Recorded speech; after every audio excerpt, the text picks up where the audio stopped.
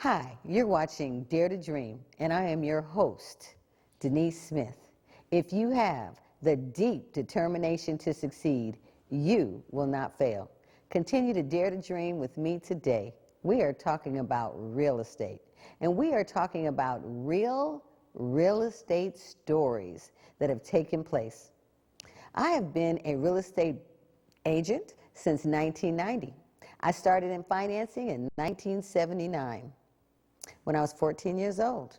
It was the very first job that I had, a summer program job that I started.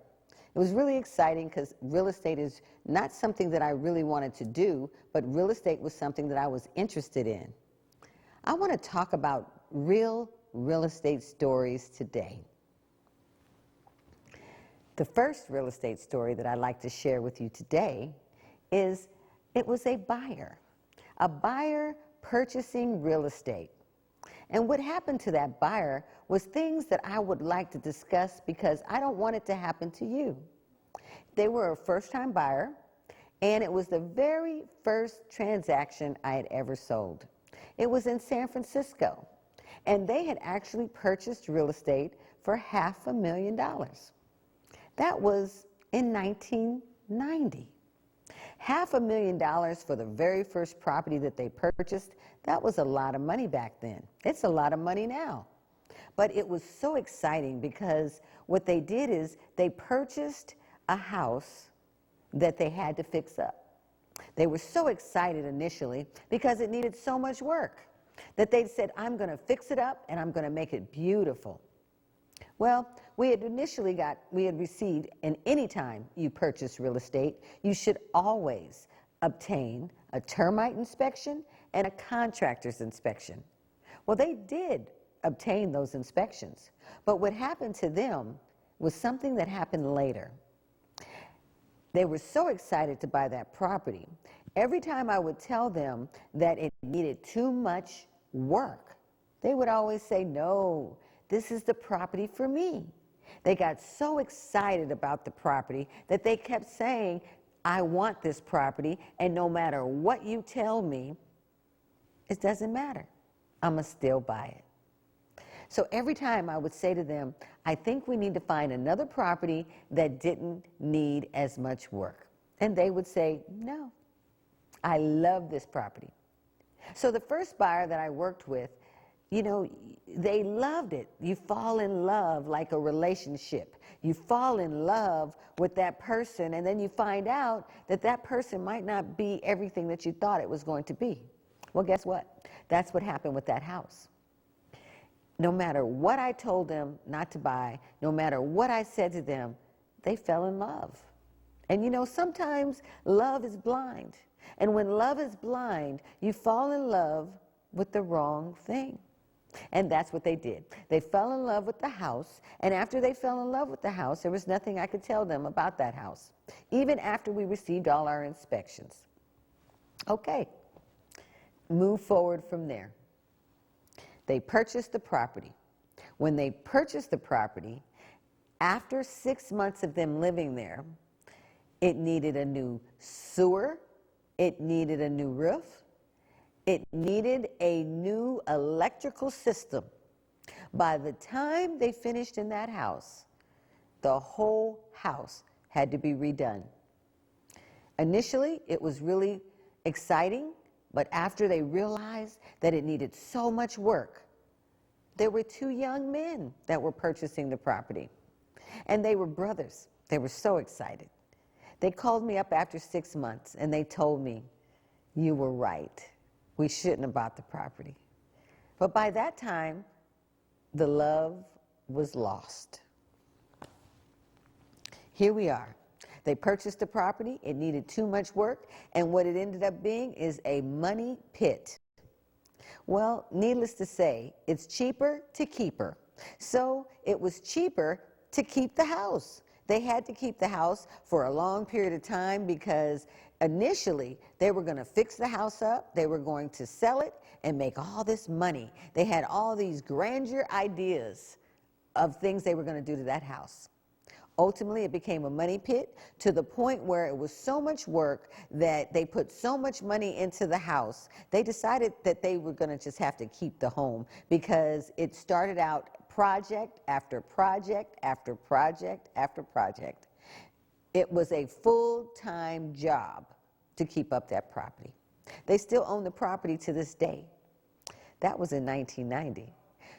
One good thing that took place was that they did keep the property, and all the money that they put into the property, they finally realized equity in that property. The property finally went up, but 20 years later, 30 years later, it finally went up. We don't want you to buy a money pit. We want you to find a property and not fall in love with it, but to really look at that property and look at all its imperfections. Imperfections, you will find them in the termite report, the licensed contractor, and you don't want your Bobo the clown, or you don't want your friend next door or your relative to just come and look at the property. You want a licensed contractor with a licensed termite inspector, and you want to make sure that the people, a licensed roofer, you want people that are licensed to look at that property. And you want to make sure that when they look at the property and they get the reports, you want to go back to the seller and you want to see if the seller maybe possibly might make an allowance for the work that has to be done. That was a real story that I just told you. I just didn't tell you the names, but that's a real story. So if you could learn from the buyer's mistakes, and I mean serious mistakes, I want you to learn from them so that when you buy a house, you won't buy a money pit. You won't fall in love and not fall out of love after so many years. You actually purchase a property. I can say real estate is still the best investment going. That will secure your financial future. There's some good real estate and there's some bad real estate. So you want to work with a licensed real estate broker that's going to help you and really going to give you information. You see, real estate is commission only. If you don't sell a house, you do not get paid. So for that reason, I've sold hundreds and hundreds of houses. I've talked to my clients that I sold 20 years ago. I sold houses with. Long time ago. It's been a blessing. It's been a blessing to still know my clients after so many years. I have some families that I have sold 12 houses in their family. And you know why? Because they trust me. I'm not going to tell them to buy a property if I don't think they should. Just for the commission. You see, because it is commission only, you really got to be careful with who you work with.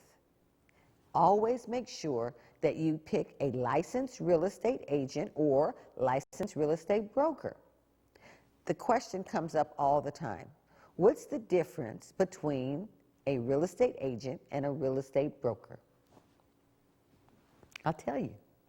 The difference between a real estate agent and a real estate broker is that a real estate agent has to work under or be employed by a real estate broker. I'll give you an example. If you receive your real estate license, you have to go to a major, or not a major, you can go to a small company. It doesn't matter how large or small or medium size, it doesn't matter. But a real estate agent has to be employed by a real estate broker. You cannot open your own company if you're a real estate agent. You have to work for a real estate broker for several years, 2 years, before you can go and get a real estate broker's license. Or if you have a 4-year degree, you can just become a real estate broker automatically.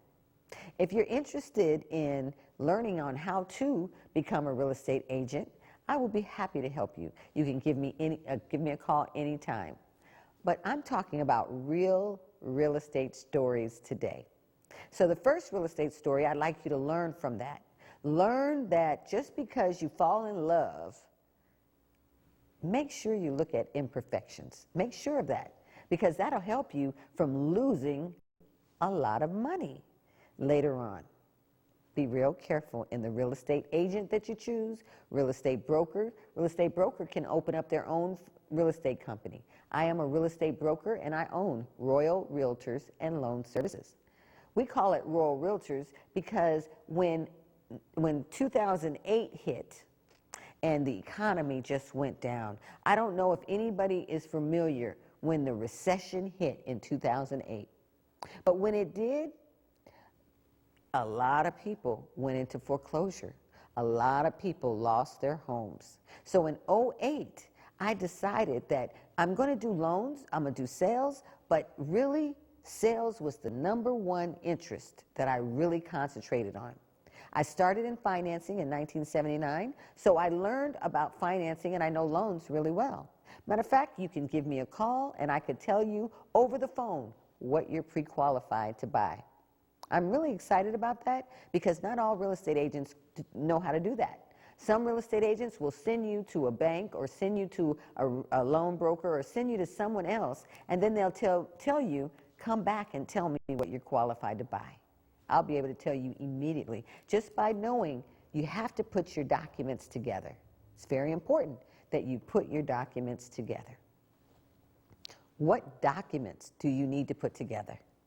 If you're interested in purchasing today and you think that you are ready, you should put together 2 years W-2s if you're salaried, 1 month of bank statements, actually 3 months of bank statements, 1 month of paycheck stubs. Again, you put together 1 month of paycheck stubs, 3 months of bank statements, and 2 years of W-2s or 2 years of tax returns. You see, they want to make sure that you consistently have been earning income for the last 2 years. And the W-2s and the tax returns will verify that. Once you put those documents together, you then either bring it to your real estate agent or you bring it to a bank to get pre-qualified. Once you have those documents together, you're able to actually go through and the bank will tell you you're qualified to buy this amount. They'll give you what's called a pre-qualification letter, and that pre-qualification letter is a blank check. You basically can turn that over to the real estate agent and say, please help me to find a property. That's how you get pre-qualified, and that is what you should do. You see, when you start looking at property and you decide that you really would like to purchase property, once you start looking at real estate in the newspaper or you see an open house, it's really important that you know what you're pre-qualified to buy. Otherwise, you're looking at properties only to find out what the values are in the areas. And that's good too. But if you're only on a fact-finding mission to find out what properties are available at in what location, that's good. Great, do that. But if you're really serious and you feel you're ready to be pre-qualified, put those documents together and then take them to the bank, and then the bank will show you what you're pre-qualified and give you a pre-qualification letter that will show you what you're pre-qualified for. It's very important to get pre-qualified. Okay, we're going to talk about stories, real estate stories. I'm going to talk about the very first house that I sold as a seller. Now, I told you about the very first house that I represented as a buyer. The buyer I represented, and they were purchasing real estate. They fell in love with the property, and they couldn't listen to what I was saying when I told them it needed too much work. Okay, let's learn from that mistake. Let that not be you. Okay, the next house, the very first house that I sold, I represented the seller. You see, as a real estate broker, you represent buyers and sellers. Some real estate agents only represent buyers and some only represent sellers. I represent buyers and sellers, and I also help with loans as well. All right, I represented the seller on this one transaction. What happened is it was the longest sale. It was the very first house I sold in 1990. When I represented the seller, I was so excited that they chose me to sell their house. I was so excited, I did whatever the seller wanted me to do, which not always is the brightest thing. You see, real estate brokers and real estate agents, based on their experience, will be able to help you. But this was the very first property that I had sold. They were a senior citizen couple, and they loved me. They were so sweet. They were so kind, and they really wanted the maximum price for their house. It was the longest sale that I ever had. You know why it was the longest sale? The house was on a busy street. The busiest street in San Francisco. And if anybody knows San Francisco's busy street, you know, San Francisco is one of the #1 areas that pedestrians get killed in. Top 5 cities that pedestrians get killed in. It's really sad, but the fact is, if you're on a busy street, it's one of the hardest sales that you will have. So learn from that, and if you're a buyer, try to stay away from a busy street. Sometimes, though, a busy street could be more affordable. And if it's more affordable, then you sometimes say, okay, I could live on a busy street. But if you buy a house on a busy street, you're gonna wait a long time to sell that house so you could build some equity. Because a busy street is the hardest sale, one of the hardest sales. It was hard. It was a difficult sale for me for being the very first seller that I represented. And as representing the seller, it was difficult because no one wanted to buy that house on the busy street. Also, what happened is I was listening to the seller, and the seller really wanted to price that house for way too high. And I was so excited that they chose me to represent them, you know, as a seller, that I said, okay, we'll price it for what you want to price it at. Priced it way too high. And you priced it 2 things going for you that was really not good. A busy street, way too over the market price, where I'll give you an example. The houses in the area was selling for $300,000, and they priced it for $700,000. As a new agent, an experienced agent, I'm more experienced now. Now I would tell the seller, you shouldn't do that. And I will explain to them why they shouldn't do that. Because the house will just sit. Because every other house in the neighborhood is $300,000. And yours is $700,000. You could do the math. You understand what the problem is there. Everybody's looking at the same houses. So everybody will drive by the busy street, and they'll see that house, and they'll say, oh, that house is way too expensive. Or they'll say, something is wrong with that house because it hasn't sold. Well, I will tell you, at the time that I worked with these clients, I, at the time, was a real estate agent, so I worked in a real estate company. As I told you before, a real estate agent has to work under a real estate broker. So I worked for a real estate company at the time.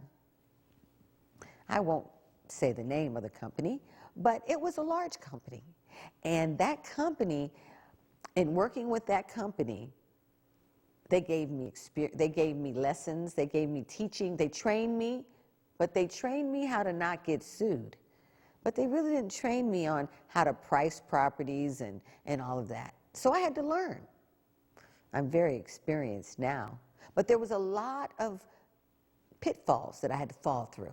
So what happened in that house? It took me 4 years to sell that house. But fortunately, the seniors, they loved me. Oh, it was so wonderful. I had a wonderful relationship with them. I know them to this day. 4 years later, by that time, I owned Royal Realtors. That's how long it took me to sell that house. I had worked for a company for several years, and then I opened up my own company in 1994. And by the time I opened up my own company, they were still working with me. I brought the listing from that company and then brought it to my company that I owned. And by that time, I finally knew what was wrong. The busy street, it just wasn't going to sell for the price that they wanted. So I then lowered the price, and then it sold. That is what happened. Okay, that's story number 2. All right. Now, we have several other stories, and I'm really hoping that these stories will help you. Because sometimes I find that sometimes if you have real stories, maybe you could relate to them. Because I don't want you to be the buyer that buys the wrong house and regrets it later. I don't want you to be the seller that doesn't listen to price the property right, because it ends up doing you a disservice if you price the property too high. Ultimately, you end up selling it for a lot less than you would have sold it if you would have just priced it right. Now, that message is for future sellers that are thinking of possibly selling their house in the future. So remember, if you're selling a house, look at the comparables in the area. What are comparables? Comparables are houses that have sold in the area that are like that property, roughly the same square footage as that property, same bedrooms, baths, and has the same kind of similarities to the property, and close in proximity in the neighborhood. That's really important. Like, you cannot look in, let's, for example, I can't compare houses in Oakland to San Francisco. It would not be comparable because it's a whole different area. So this is really important. Okay, I'm on my story number 3 now. This is my other story I have that I hope that will help you through this buying and selling real estate. Buying and selling in real estate has been a wonderful joy of mine. I love it because I've helped so many people reach their dreams. And hundreds of people have purchased real estate with me, and they have reached their dreams. They've bought property, they've sold property, they've bought quite a few properties. And it's always been a blessing for me to help them realize their dreams. In the houses, in the family that I told you I sold 12 houses in, they were all sisters. I love that family to this day.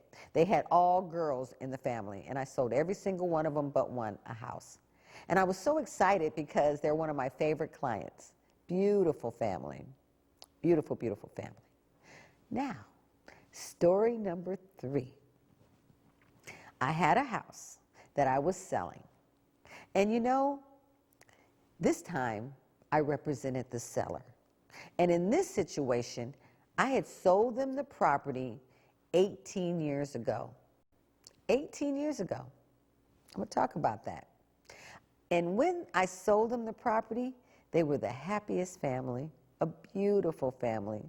They had 5 kids. They were a beautiful, beautiful family. I love the family to this day. You know what could happen with stress? In 2008, when the recession hit and people started losing their jobs, this family went through a major crisis. From making $1 million a year to making nothing. So what happens when you make that kind of money? You spend it. And you spend and spend and spend like there's no tomorrow. But I know now why my grandmother told me to save for a rainy day. I know now. I didn't listen, but I know now why she told me to do that. And I know that it's important that we do it, because even when you make a lot of money, there's going to be a day that you will not, that something might happen. You might get sick. You might lose your job. And unfortunately, I hate the D word, but you might get a divorce. Somebody may pass away, and you might be in a whole different situation. So this is what happened to the family that I'm working with. They lost their job.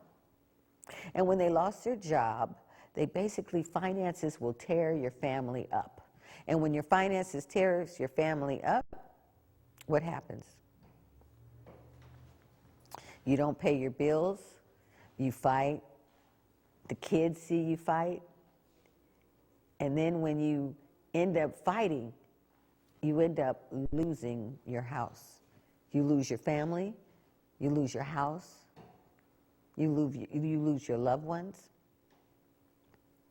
So when they first got married, it was so exciting to see them with their little babies. It was so exciting. Okay. Let's fast forward.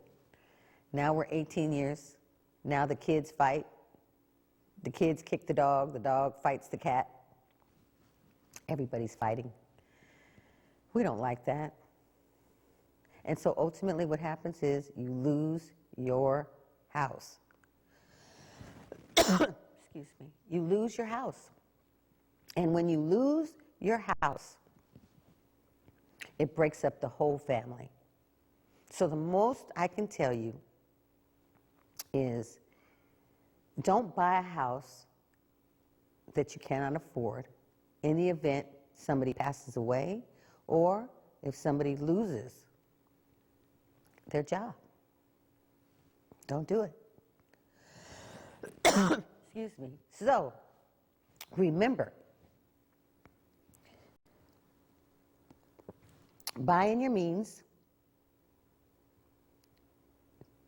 and, excuse me, excuse me, and if you don't buy in your means, what ultimately will happen is you will lose your house. I hate the F word, foreclosure. It happens to so many people. 1 million foreclosures happened in 2008. So many people lost their houses. They lost their families. They lost their jobs. They lost their houses. And to me, it really chokes me up because these people I love that lost houses.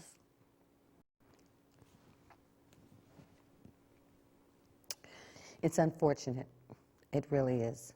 But now, what I would like to say is that the good thing is that they have put their family back together. They have sold that house. They have now, they're working towards a new day of purchasing a house that is in their means. You know, because when you don't live in your means and you keep up with the Joneses, what ultimately happens, you lose everything. So you don't want to do that. Live within your means. And when I say live within your means, I'm speaking real clear about if you could afford $1 million house, get the $500,000 house so that you could have more money in the bank. So you could take care of your kids, send them to college, and do wonderful things with your family. You see, because when you have financial issues and challenges, it puts stress on the family.